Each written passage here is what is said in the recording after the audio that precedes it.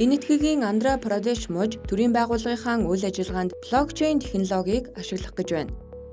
Одоогоор тус хот нь газар эзэмшлийн бүртгэлийг хянахын тулд блокчейн технологиг ашигладаг бөгөөд удахгүй дижитал хэлбэрээр явагдаж буй төрийн ажил үйлчилгээг залилангаас хамгаалах, тээврийн хэрэгсэл, мөн санхүүгийн бүртгэл зэрэг засаг захиргааны бүхий л үйл ажиллагаанд блокчейн ашиглахаар төлөвлөж байна.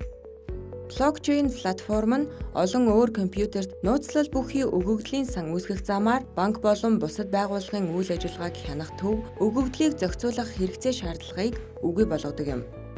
Энэхүү технологи нь аюулгүй байдал, итгэлцэл, ил тод байдлын хэрэглүүр хэмээн дэлхийн нийт хүлээн зөвшөөрч байгаа бөгөөд төрийн үйлчилгээг түргэн шуурхай хүргэхэд ашиглаж цаасгүй нийгэм рүү шилжих боломжтой гэж харж байгаа юм. Мөн тус хот нь энэ этгээгийн хамгийн том финтек төв болохоор төлөвлөж 900 сая Америк долларын хөрөнгө оруулалт татаад байгаа ба цаашдаа зам тээвэр болон эдийн засгийн салбартаа блокчейний хэрэглээг өргөжүүлэхээр төлөвлөж байна.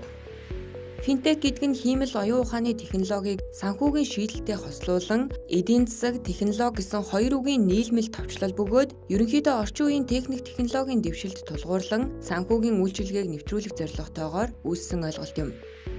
Монгол улсад ч мөн блокчейн технологиг төрийн үйлчилгээнд ашиглах ямар боломж бололцоо болон сайн туршлага байгаа талаар олон төрлийн уулзалт семинар болж байгаа юм.